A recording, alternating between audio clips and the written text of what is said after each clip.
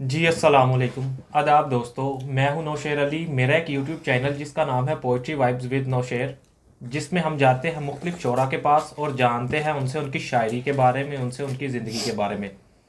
तो आज मेरे साथ बहुत ही अच्छे शायर, जिनका वैसे तो ताल्लुक़ भक्कर से है लेकिन आजकल वो लाहौर में रहाइश पजीर हैं, जिनका एक शेर है कि मायूसी कुफ्र है तो मियाँ, मायूसी कुफ्र है तो मियाँ इस हिसाब से मैं पिछले एक माह से ईमान में नहीं। जी हाँ, मेरी मुराद जनाब अब्दुल्ला ज़रीम साहिब से है।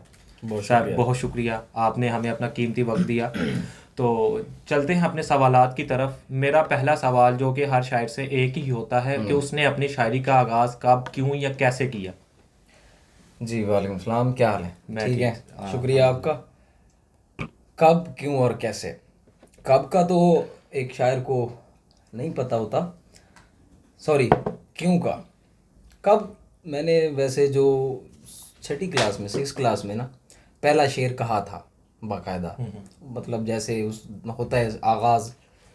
बाकी शायरी का शौक़ था शुरू से ही, एक अनकॉन्शियसली तौर पे, कोई सोची समझी नहीं थी।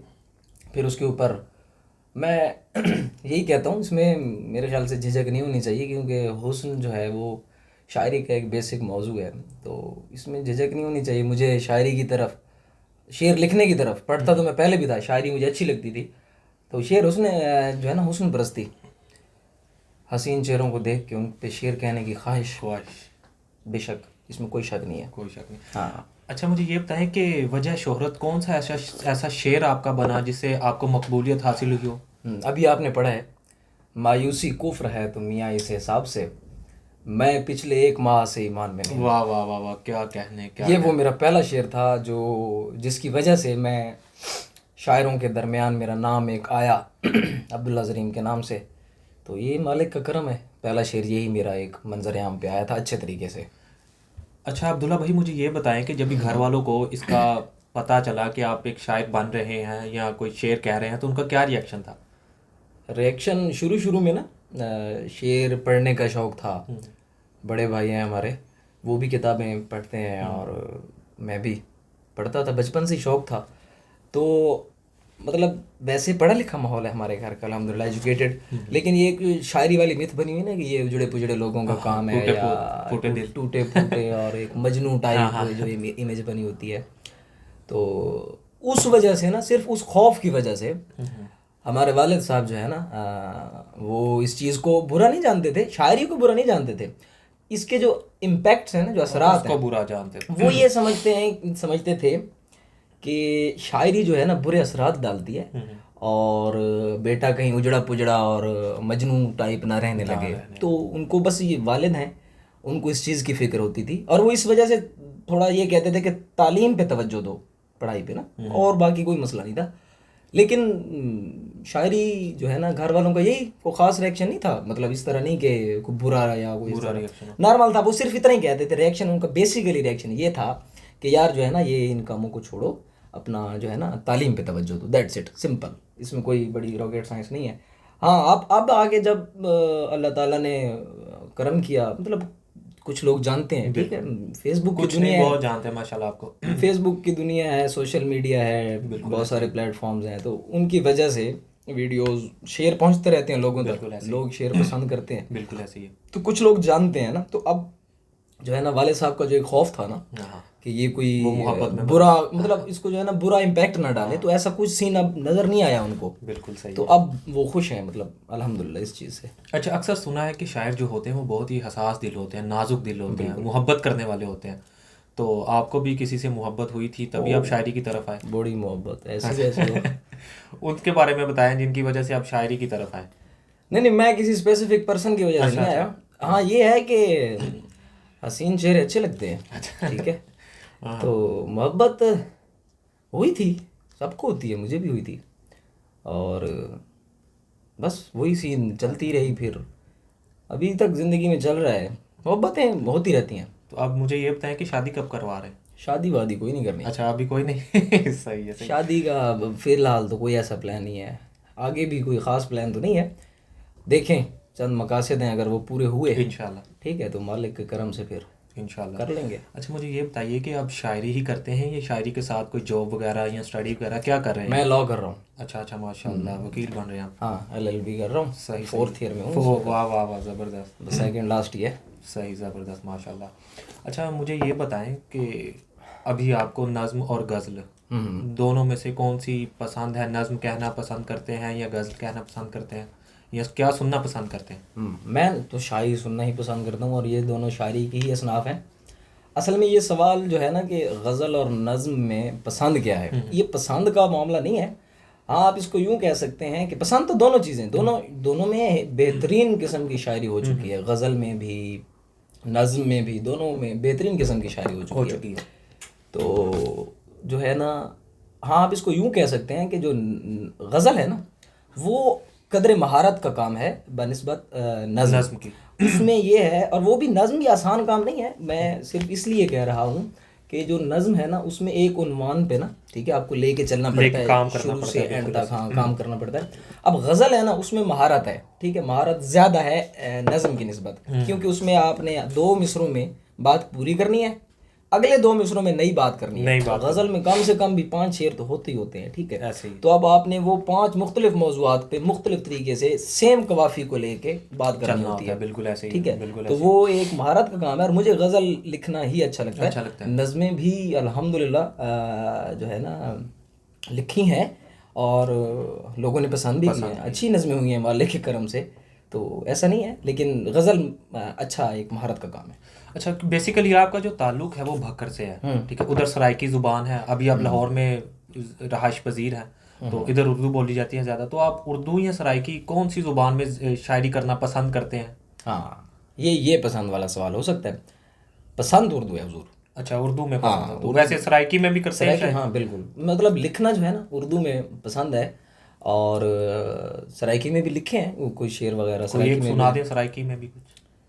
सराइकी का है कि ताल भावे बेताल वंजीदे, ओ आखे ता नाल वंजीदे, तैकू देख के उथों वल्ला जिथे मनता नाल वंजीदे। हाय हाय हाय, वाह वाह वाह वाह, क्या कह रहे, वाह वाह। अजहर फराग भाई की एक बात याद आ रही है, बस ये थोड़ी सी है तो इररिलेवेंट, लेकिन वो ये कहते हैं कि उर्दू जो है ना, उर्दू ज़ुबान या उर्दू गज़ल या उर्दू शायरी तकरीबन अपनी तबई उम्र जो है ना वो पूरी कर चुके हैं। इलाकाई ज़बानों में स्पेस बहुत है, ठीक है, कोई भी इलाकाई ज़बान है ना उसमें स्पेस बहुत है, लेकिन बस एक अपना माइंड सेट है, सोची समझी साजिश के तहत उर्दू में मैंने नहीं हमला किया उर्दू पे। लेकिन यह है कि शुरू से उर्दू का ही रुझान है, पढ़ी उर्दू है शुरू से। सही सही सही। तो इलाकाई ज़बान में शायरी तो बस इलाके के असर से हो ही जाती है। हाँ, तो उर्दू ज़्यादा पसंद है। अच्छा मुझे ये बताएं कि मौजूदा दौर में जो शायर हैं उनमें से किसको आप पसंद करते हैं या फॉलो करते हैं? किसी एक दो का नाम लेना चाहें तो। हाँ, मैं शायरी को ही फॉलो करता हूँ और शायरी को ही पसंद करता हूँ, ठीक है। अब इसका मतलब ये है कि हर शायर का, किसी भी शायर का अच्छा शेर आप पसंद करते हैं, बिल्कुल ऐसे। That's it. सही सही है। अच्छा मौजूदा दौर में तो नहीं, पिछले गुजरे हुए दौर में कोई जो शायर हो उनको पसंद करते हो, उनकी वजह से आप शायरी में आना चाहते हो या आए हैं? हाँ, मैंने सबसे पहले जो है ना, वैसे ज़ेरे मुताला जो मेरी किताब रही थी सबसे पहले 6th क्लास में, दीवाने गालिब। वाह वाह। बड़े भाई को शादी का तोहफा मैंने दिया था दीवाने गालिब। तो वो चूंकि घर में ही वापस आ जाना था तो वो अपने लिए ही लिया खुद ही था, लेकिन उसको ऐसे तोहफा दे दिया, शादी का तोहफा दिया था मैंने उसको, दीवाने गालिब। तो सबसे पहले दीवाने गालिब पढ़ा, मीर पढ़ा, दाग, मतलब उस दौर में ना, अब स्टार्टिंग थी ना, तो स्टार्टिंग में इन क्लासिकल चीज़ों का ना बड़ा एक रुझान होता है माइंड अपने दिमाग में, और जो है ना शौक़ होता है, क्योंकि अजदाद हैं ये, ठीक है, तो उनको बस पढ़ने का शौक़ था। तो हादसाती तौर पे जो है ना यही किताबें ज़ेरे मुताला रहीं। फिर नौजवान या क्या कह लें आप, जदीद शोरा में से तो किताबों का तो ज़्यादा नहीं एक्सपीरियंस, लेकिन सारी शायरी सोशल मीडिया पे पढ़ी है, सबको पढ़ा करते हैं। बिल्कुल ऐसे ही। अच्छा मुझे ये बताएं, कोई हमारे देखने वाले या सुनने वाले नाज़रीन के लिए कोई नया कोई शेर आपने कोई एक दो लिखे हों तो वो सुना दें। हाँ यार, असल में शायर का जो एक सिस्टम होता है ना, वो हम कहते हैं जमूद, ठीक है, तो वो चलता रहता है, मतलब 2-2 3-3 माह भी गुजर जाते हैं। हाँ मिसरा जो है ना नहीं बन पाता। लेकिन अभी मुकम्मल तो कुछ नहीं हुआ, कोई गज़ल ऐसी ख़ास, लेकिन कुछ चंद फ़र्द हैं, उनका भी फ़र्द कह लें। अब उन शेर हैं कि अ, ये खुशी तो बजा तुमने मुझसे मोहब्बत की हामी भरी, हाँ ये खुशी तो बजा तुमने मुझसे मोहब्बत की हामी भरी, ये तजस्सुस अलग है कि ये साया दीवार कैसे हुआ, हाँ। कौन मेरे सिवा रोज आकर तुझे पानी देता रहा, हाय हाय तू मेरी गैर मौजूदगी में समरदार कैसे हुआ। हाय हाय, वाह वाह वाह वाह, क्या कहने क्या कहने, वाह और क्या कहने। और कुछ ताज़ा इशारे हैं कि उठा के वादा फरदा का बार चलते हैं, हाँ, मुसाफिराने रहे इंतज़ार चलते चलते हैं, हैं, वाह वाह वाह। कहाँ कहाँ से तू नाकाम हो के आता है, हाय हाय हम ही पे आके तेरे सारे वार चलते हाय हैं। हाय, वाह वाह वाह, क्या कहने क्या कहने। कहाँ कहाँ से तू नाकाम हो के आता है, हम ही पे आके तेरे सारे वार चलते हैं, और जहाँ से दीदा दिल को तेरी भनक पड़ जाए, उसी तरफ को ये बेरोजगार चलते हैं। वाह वाह वाह, क्या कहने अब्दुल्ला भाई, क्या कहने, वाह वाह वाह। खुद अपने आप को रोका था उस गली से जरीम, खुद अपने कहने पे एक और बार चलते हैं। वाह वाह वाह। अच्छा, ये जरीम से याद आया कि आप अपना तखल्लुस क्या करते हैं? जरीम जरीम जरीम तखल्लुस। इसके पीछे कोई स्टोरी, कोई बिहाइंड द स्टोरी, कोई जरीम तखल्लुस? हाँ, इसके पीछे स्टोरी ऐसा तो नहीं है कि कोई ऐसी रीज़न बाकायदा शायरों वाली, बड़ी एक नॉन पोइटिकल स्टोरी है कि छोटे भाई ने ना लोगत उड़ा। बहुत सिंपल, हालांकि ये चीज़ें ना शायद मेरे हिसाब से ना माने समझी जाती है अजीब कि लोगत में से तखल्लुस ढूंढना, और हालांकि ये कोई तुक नहीं बनता, समझ रहे हो, लेकिन ऐसा कुछ चक्कर नहीं है। जो सच है वो है, छोटा भाई अज़हरुल लुग़ात खोल के बैठा था, बहुत पुरानी बात है, 8 साल पहले की बात है। तो एमी उसके सामने से लफ्ज़ गुजरा जरीम।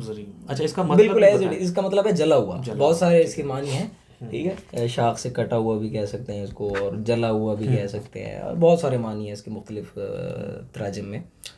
लेकिन उसने फिर मुझे बताया कि वो ये तेरा तखल्लुस ढूंढ लिया है। मैं कहा क्या? तो कहता है जरीम। फिर मैंने पूछा इसका मतलब क्या है, तो मैंने उस कहता है जला हुआ। मैं कहा ठीक है। तो वो तब से फिर जरीम ही चला आ रहा है। फिर उस्ताद साहब ने भी फिर दामन अंसारी साहब मेरे उस्ताद हैं जिनसे उरूज़ का इल्म हासिल किया, तो उन्होंने फिर मना नहीं किया, तो बस यही चलता आ रहा है फिर। तो अब तो यही जरीम ही चलता आ रहा है। चलिए अब्दुल्ला भाई, इस नशिस्त को समेटते हैं। ज़रूर सर। लेकिन जाते हुए कोई एक अशार कोई आप मेरी नज़र कर दें तो? हाँ ज़रूर, मैं एक नज़्म आपको सुनाता हूँ जिसका उन्वान है पछतावा। पछतावा, वाह हाँ। क्या कहने। कि नूरे सुबह ताबा को वाह वाह। देर है चमकने में, शब की इस तवालत को एक ख्याल के हमराह दूर लेके चलते हैं, आओ राह माजी पर रात भर टहलते हैं, दोनों हाथ मलते हैं। हाय वाह वाह, क्या कहने क्या कहने क्या कहने। बहुत शुक्रिया सर। बहुत शुक्रिया बहुत शुक्रिया। चले अब्दुल्ला भाई, इस नशिस्त को समेटते हैं। मैं तहे दिल से बहुत शुक्रगुजार हूँ कि आपने अपना कीमती वक्त दिया। बहुत शुक्रिया। बहुत शुक्रिया।